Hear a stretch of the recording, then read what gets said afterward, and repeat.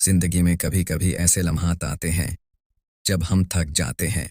हमें लगता है कि हमने बहुत दुआएं की, बहुत गिड़गिड़ाए, लेकिन जवाब नहीं आए।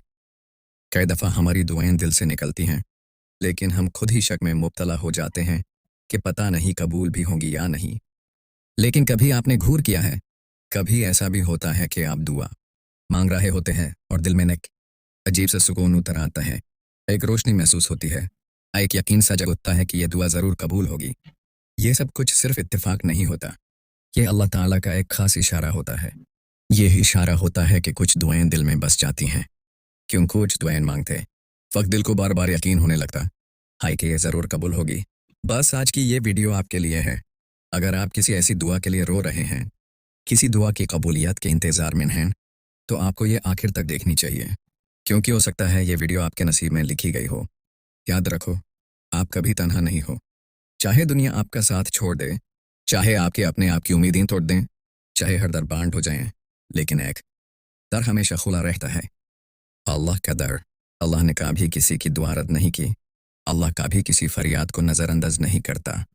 अल्लाह ने कुरान में फरमाया, मुझसे दुआ मांगो, मैं तुम्हारी दुआ कबूल करूँगा। ये वादा है अल्लाह का, जो सबसे ज़्यादा सच्चा है, जो कभी अपने वादे से फिरता नहीं। तो फिर शक कैसा? अगर अल्लाह ने कहा है कि वो दुआ कबूल करेगा, तो हम क्यों डर रहे हैं? क्यों सोच रहे हैं कि हमारी दुआएं रद्द हो रही हैं? जब आप दुआ मांगते हैं, जब आप अल्लाह के सामने अपनी परेशानियां रखते हैं, तो सबसे ज़्यादा किस चीज़ का सामना होता है? मायूसी का, शैतान का। उसका सबसे बड़ा हथियार यही है कि वो आपको मायूस कर दे, दिल में वसवासे डाल दे कि तुम्हारी दुआ कबूल नहीं होगी, तुम इस लायक नहीं, अल्लाह तुमसे नाराज़ है, तुम्हारे गुनाह बहुत ज़्यादा हैं, दुआ कैसे कबूल होगी। ये सब झूठ है, धोखा है।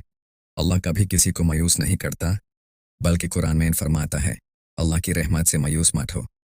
देखो, मायूसी शैतान का रास्ता है और दुआ अल्लाह की तरफ ले जाने वाला सबसे ताकतवर वसीला है। अगर आपने कभी दु-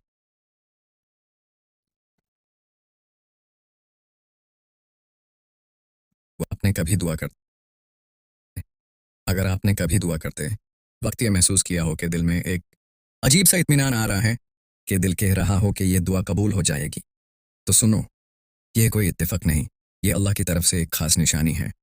अल्लाह आपके दिल में यह यकीन डाल रहा होता है, क्योंकि वो आपकी दुआ सुन चुका होता है, आपकी फरियाद कबूल कर चुका होता है, आपकी आजमाइश ख़त्म करने वाला होता है। यह यकीन, यह रोशनी, यह सुकून, यह सब सिर्फ अल्लाह देता है। आपने कितनी दफ़ा यह महसूस किया होगा कि एक ही दुआ बार बार ज़ुबान पर आ जाती है, दिल को एक खास दुआ मांगने में लुत्फ़ आने लगता है। यह सब आम बात नहीं, यह इस बात का इशारा है कि अल्लाह आपकी दुआ को पसंद कर रहा है। कभी कभी अल्लाह हमें दुआ में लगा देता है, क्योंकि वो चाहता है कि हम उसके करीब आएं, उसकी रहमत में लिपट जाएं, सिर्फ उसी से मांगें। और जब आपको यह यकीन होने लगे, तो समझ जाओ कि कबूलियत करीब है।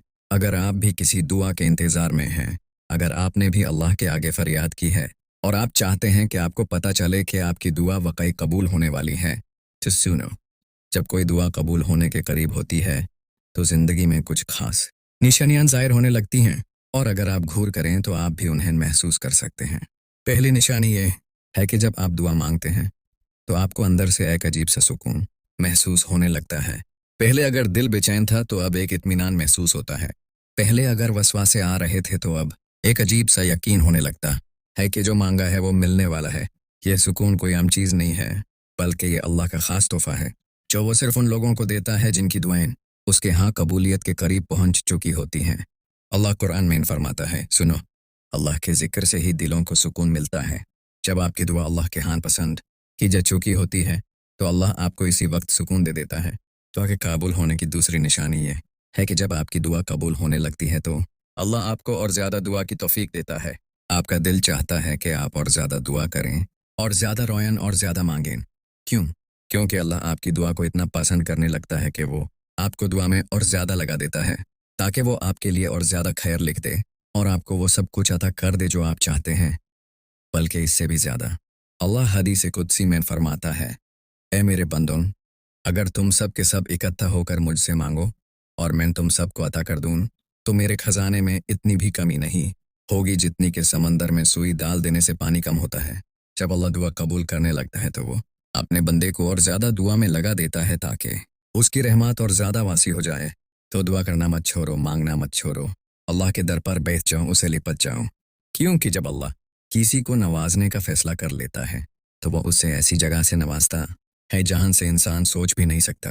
اور اگر آپ کی دعا ابھی تک قبول نہیں ہوئی تو سنو، اللہ دیر کر سکتا ہے مگر انکار نہیں کرتا۔ یا تو وہ آپ کو وہی چیز دے دے گا یا اس سے بہتر دے دے گا، یا کسی مصیبت کو ہٹا دے گا، یا آخرت میں اتنا بڑا انعام دے گا کہ آپ کہیں گے کاش میری کوئی دعا دنیا میں قبول نہ ہوئی ہوتی۔ یہ ہے اللہ کی شان ہے، وہ کبھی غلطی نہیں کرتا۔ اگر اللہ تعالیٰ کی ذات کسی شخص کو آپ کے دماغ سے نکلنے نہیں دے رہا، اٹھتے بیٹھتے سوتے جاگتے وہ شخص آپ کے ذہن میں ایکٹیو رہتا ہے۔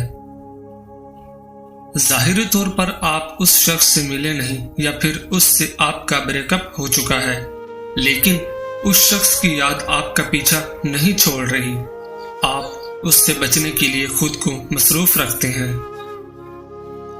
ہر وہ ایکٹیویٹی کرتے ہیں کہ وہ آپ کے دماغ سے نکل جائے، مگر ایسا نہیں ہو رہا۔ اس میں پھر ایسی اللہ تعالیٰ کی کیا حکمت ہے؟ ایسی کیا وجہ ہے کہ اللہ کی ذات نے اس کو آپ کے اندر زندہ رکھا ہوا ہے؟ پہلی وجہ یہ ہے کہ کچھ لوگوں کا تعلق انسان کا عالم ارواح سے ہوتا ہے۔ اس کو میں اس واقعہ کے ساتھ بیان کرتا ہوں۔ ایک بار حضرت علی رضی اللہ تعالی عنہ حضرت محمد صلی اللہ علیہ وآلہ وسلم کے پاس حاضر ہوئے، کیا یا رسول اللہ صلی اللہ علیہ وآلہ وسلم، کیا وجہ ہے جن کے ساتھ ہم سالوں سے رہ رہے ہیں، کسی بستی محلے میں ہماری ان کے ساتھ دلی وابستگی کیوں نہیں ہوتی، جبکہ ہم کھاتے پیتے اٹھتے بیٹھتے اکٹھے ہیں مگر ہماری دلی وابستگی نہیں ہو رہی؟ جبکہ ایک شخص جو ہمارے درمیان نیا آتا ہے اور ہماری اس کے ساتھ ایسی دلی وابستگی ہو جاتی ہے، اس سے محبت ہو جاتی ہے، دل کرتا ہے اس کے ساتھ بیٹھے باتیں کریں، اس شخص کو دیکھ کر دل ہماری روح خوش ہوتی ہے۔ ایسی کیا بات ہے؟ ہمارے ساتھ ایسا کیوں ہوتا ہے؟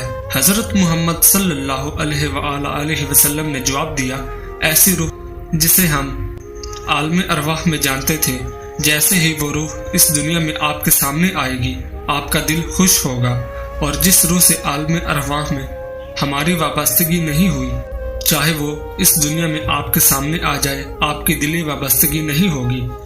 اب یہاں توجہ کریں، یہ تعلق ہمارا اس شخص سے پرانا ہوتا ہے، اس زندگی میں نہیں بلکہ یہ عالم ارواح سے جڑی ہوئی ہے۔ اب دوسری وجہ انسان کی اپنی وائبز ہوتی ہیں۔ آپ کی اچھی وائبز کی وجہ سے دوسرا شخص آپ کے ساتھ اچھا وقت گزار رہا ہے۔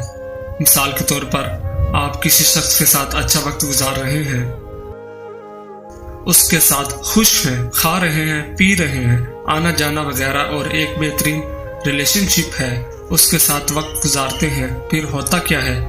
دوسرا شخص آپ کے ساتھ اتنا اٹیچ ہو جاتا ہے، وہ خود کو بلا آپ کی طرف کھینچتا ہی چلا جاتا ہے، پھر اس شخص کے لیے آپ اس کے جینے کا مقصد بن جاتے ہیں۔ ہوتی ہے نا ایسی کوشش، لگتا ہے نا کہ وہ شخص نہیں ہے، زندگی میں تو کمی سی ہے۔ پھر ایک وقت آتا ہے کسی مجبوری سے یا کچھ ایسا ہوتا ہے کہ آپ اس شخص کو چھوڑ دیتے ہیں، پھر اگلا شخص تو تباہ ہو گیا نا۔ اس حالت میں پھر اس شخص کا تعلق اللہ سے بن جاتا ہے، کیونکہ وہ ٹوٹ چکا ہوتا ہے۔ اس کے بعد ایسا ہوتا ہے نا کہ آپ تو چھوڑ چکے ہوتے ہیں اس شخص کو، لیکن اس نام کے انسان، اس کی پسند ناپسند آپ کے پاس آتی ہے، یا آپ اس کو خواب میں دیکھتے ہیں، مینس کہ آپ بھی اس شخص کو بھول نہیں پاتے۔ ریزن یہ ہوتی ہے کہ وہ شخص بار بار اللہ سے دعا کرتا ہے اور اللہ ٹوٹے دل کی پکار کو کبھی ریجیکٹ نہیں کرتا، جس کی وجہ سے آپ شخص کو نہیں بول پاتے۔ پھر بعض اوقات دعاؤں کی شدت ہی ایسی ہوتی ہے کہ جس انسان کو آپ چھوڑ چکے ہوتے ہیں وہ آپ کا نصیب بن جاتا ہے، کیونکہ اللہ ٹوٹے دل کی پکار سنتا ہے۔